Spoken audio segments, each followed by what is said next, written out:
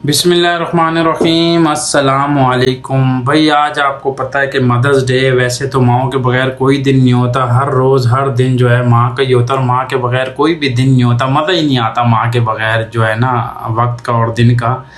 लेकिन यार मैं कुछ दिन पहले एक वीडियो मैंने देखी थी, अभी मुझे याद आया तो मैंने कहा यार आप लोगों से डिस्कस करूं कि एक एंकर गई हुई थी और वो जो है बातचीत कर रही थी और वो माओ से पूछ रही थी जिन्होंने अपनी माँ को छोड़ा हुआ है एनजीओ में, बाप को छोड़ा हुआ है, माँ को छोड़ा हुआ है या दोनों को छोड़ा हुआ है। तो वो जो इनसे पूछ रही थी, बातें कर रही थी, वो कहते यार इधर सब कुछ मिलता है, खाना पीना रहना सहना हर चीज़ मिली हुई, कोई हमें तकलीफ़ नहीं है, लेकिन बस अपने बच्चे याद आते हैं, अपने बच्चे याद आते हैं, अपना बेटा याद आता है, अपना पोता याद आता है, अपनी बेटियां, सब कुछ याद आता है, लेकिन बस उन्होंने ही हमें यहाँ पे छोड़ा हुआ है। तो भाई आज मदर्स डे का दिन है, मेरी आप सबसे रिक्वेस्ट है, आज जितने भी जिन्होंने अपने माँ बाप को छोड़ा हुआ है, तो भाई तुम लोगों ने माँ बाप को नहीं, तुम लोगों ने अपनी जन्नत को छोड़ा हुआ है।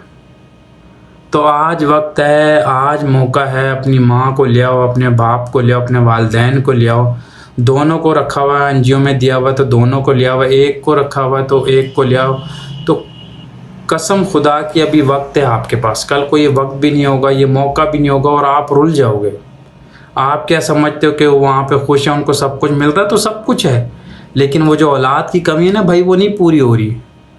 तुम्हें क्या पता कि जब तुम छोटे थे, जब तुम पॉटी पेशाब करते थे, वो उस गीली से जगह से उठा के तुम्हें सूखी जगह पे रखते थे, तो गीली जगह पे पूरी रात सोई रहती थी। तुम लोग तो उसे एक रात का भी कर्ज अदा नहीं कर सकते भाई। आज बड़े हो गए हो, कमाने लग गए हो, पैसा आ गया, तो तुम लोगों ने अपनी माँ को उधर एनजीओ में छोड़ दिया। तो भाई अभी भी वक्त है, अभी भी टाइम है, अपनी जन्नतों को घर पे ले आओ, वरना पूरी ज़िंदगी तुम लोग की ख़राब है और बर्बाद है। आने वाला वक्त भी तुम लोग का बर्बाद है और ख़राब है, रुल जाओगे। तो अभी भी वक्त है। वो एक बंदे का फ़ोन आया था, एक चैनल पे दिखा रहे थे, वो कह रहा था कि यार मेरी माँ मुझे माफ़ नहीं कर रही, मेरी माँ जो है ना, मैं अपनी माँ के पास जा नहीं पा रहा। तो उन्होंने पूछा क्या हुआ है, तो जब उन्होंने पूछा तो उन्होंने कहा मेरी माँ मर गई है। कहता है मुझे सुकून नहीं आता, मुझे अब बिल्कुल सुकून नहीं आता, मैं रातों को सो नहीं पाता कि मेरी माँ इस दुनिया से चली गई, क्योंकि उसने भी एनजीओ में छोड़ा हुआ था। और जब उसकी माँ मर गई तो तब तक जो है उसकी माँ की डेथ हो चुकी थी, जब वो गया तो कुछ भी नहीं बचा। अब वो कब्र पे 1000 बार जाए, रोता रहे, कुछ भी करता रहे, फ़ायदा थोड़ी है।